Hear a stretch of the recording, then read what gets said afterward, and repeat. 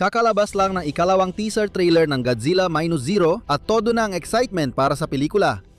Maligayang pagdating sa Dangerville, ako si Jacob at simulan na natin ang talakayan. Kasama rin ang bagong epic poster na nagpapakita ng pinakamalinaw na kuha sa ngayon ng bagong Godzilla Minus Zero, pati na higit pang mga paiwatig tungkol sa pinag-uusapang malaking kalaban. Siguradong ma-excite kayo dyan, kaya tara na't simulan natin. Teaser lang ito kaya hindi ako magtatagal ng 30 minuto para suriin lahat ng detalye.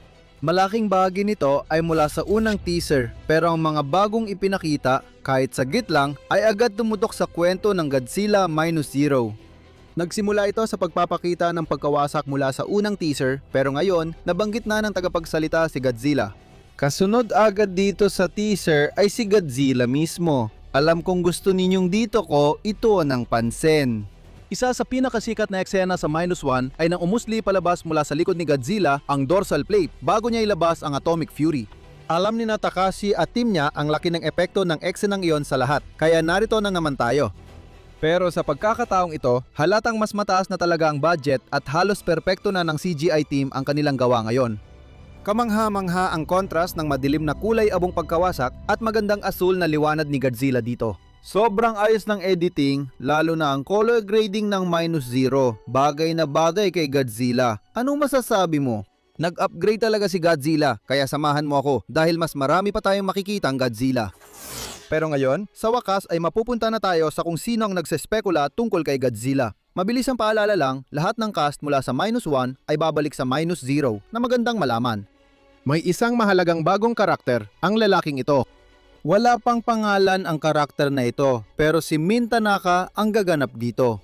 Sinabi niya na kayang tiisin ni Godzilla ang thermonuclear strike na mas malakas pa sa pagsabog na nag-mutate sa kanya sa Minus One. Ayokong masyadong mag-speculate. Sabi ko gawing simple, pero nag-speculate siya tungkol kay Godzilla, kaya mag-speculate na rin ako sa pag-speculate niya. Gets? Sa tingin ko, gagawa ang mga tao ng bagong sci-fi na sandata laban sa mga halimaw. Pag-uusapan pa natin yan matapos nating tingnan ang pinaniniwalaan kong isang piraso ng dorsal plate ni Godzilla na malamang may nakahanap.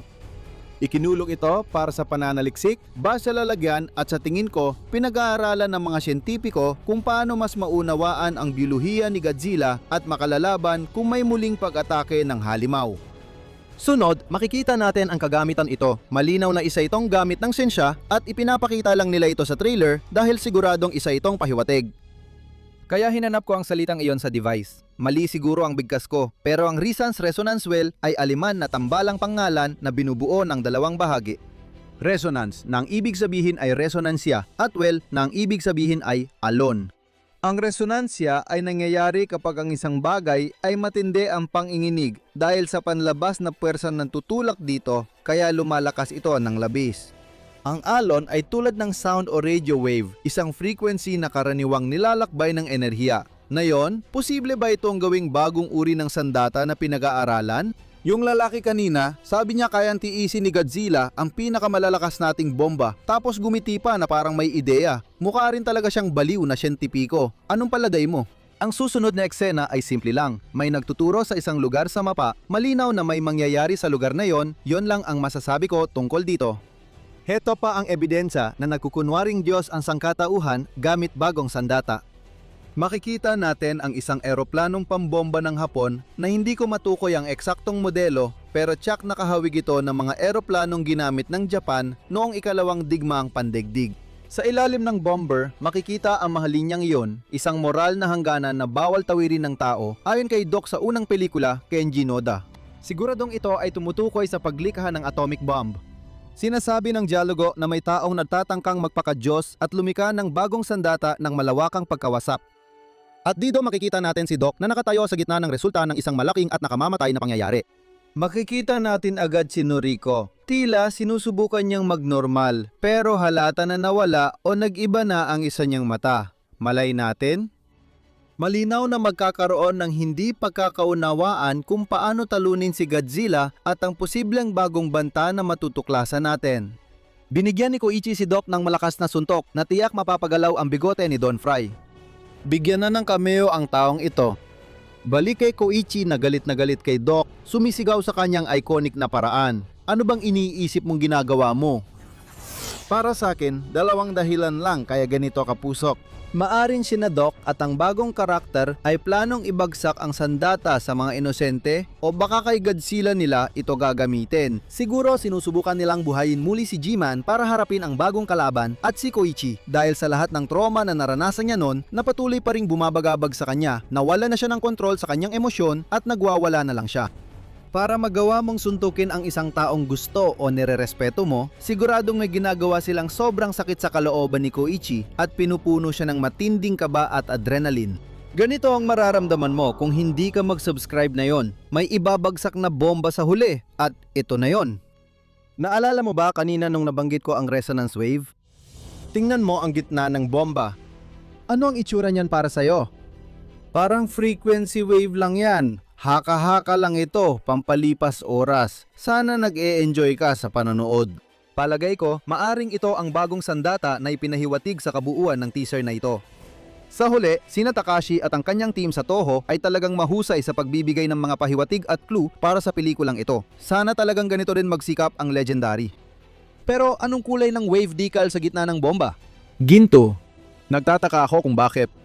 Habang bumabagsak ang bomba at biglang nagitim ang screen, makikita natin ang linyang ito. Ang ating kasalanan at parusa, hindi opsyon ang pagbabalik sa zero. May mga senyales ulit na gumagawa ng bagong nakakatakot na sandata ang mga tao dahil sa pangangailangan. Kasabay nito, may parusa din. Di ako makapaniwala sa ganda nito. Sobrang interesado ako at di na makapaghintay makita kung tama ang tsura ko. Alam ni na Takashi at Toho ang gusto nating makita, kaya nagtapos ang teaser sa eksenang lumilitaw si Godzilla mula sa dagat sa likod ng eroplano. Oo, nakita natin ito sa unang teaser, pero ngayon mas mahaba na kaya mas matagal makita si Godzilla. Tignan mo ang laki ng braso at kamay niya, mas develop na kaysa sa unang pelikula, parang paanan ng butike. Tapos na ang teaser. Tara, tingnan natin ang bagong epic na poster para sa pelikula na hindi lang nagpapakita ng pinakamaraming itsura ni Godzilla kundi pati na rin ng malaking clue tungkol sa posibleng bagong halimaw sa pelikula. Tingnan mo to, ang lupit ng poster na to, ganito dapat ginagawa yan. Astig pa rin ang itsura ni Godzilla sa -0.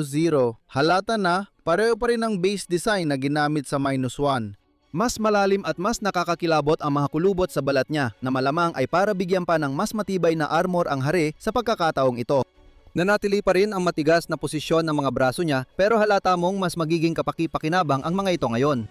Magkakahawig pa rin ang hitsura ng mga dorsal plate niya pero mas malalaki at mas matindi na ngayon ang mga ito, lalo na pababa ng buntot. Ang pinakamalaking pagbabago na makikita natin sa kanyang disenyo ay ang hugis ng kanyang ulo. Lumaki ang kanyang leeg kaya mukha siyang linebacker at naging mas parisukat at matalim ang ulo kaya mas mukhang adulto at mature ang kanyang mukha. Sanay na siya sa mutated na anyo. Si Godzilla ito sa pinakamataas niyang forma. Halos hindi halata pero ramdam na mas agresibo, may kakayahan at komportable si Godzilla sa bagong anyo. Pero sa ano nga ba talaga siya umuungal dito? Hindi siya nakatingin pababa na parang tao ang kausap niya at hindi ko rin nakikita si Koichi sa kanyang eroplano kahit saan. Pero may nakikita akong malaking dilaw na liwanag na nagmumula sa langit na parang may mga kidlat na bumabagsak pababa na sakto namang nangyayari kasabay ng pag-angat ng lahat ng mga bato at debris mula sa lupa na parang nawala ang gravity. Sa tingin ko, ang gintong alon sa bomba at ito ay matatalinong pahiwatig ni na Takashi, Yamasaki at Toho. Ano opinion mo? Hindi lang maganda ang poster na ito, pati buong marketing campaign ng -0 ay maganda rin. Hindi sila masyadong nagpapakita ng marami pero ang mga ipinapakita nila ay punong-puno ng mga pahiwatig at clue para sa ating mga taghanga na mag-enjoy. Takashi, king ka sa paningin ko ngayon pare. Nahook mo ako at todo suporta ako sa'yo at sa Godzilla -0. Hindi na ako makapaghintay. At kung hindi ka na rin makapaghintay, sumama ka sa amin sa napakagandang paglalakbay na ito. I like at I share ang video para matulungan ang -0 na makabasag ng mas maraming record kaysa Godzilla -1. Salamat sa oras ninyo. Alam ko kung gaano ito kahalaga. Kung nandito ka pa rin, tandaan mong lubos kang pinahahalagahan namin ni Godzilla. Ako si Jacob. Hanggang sa muli.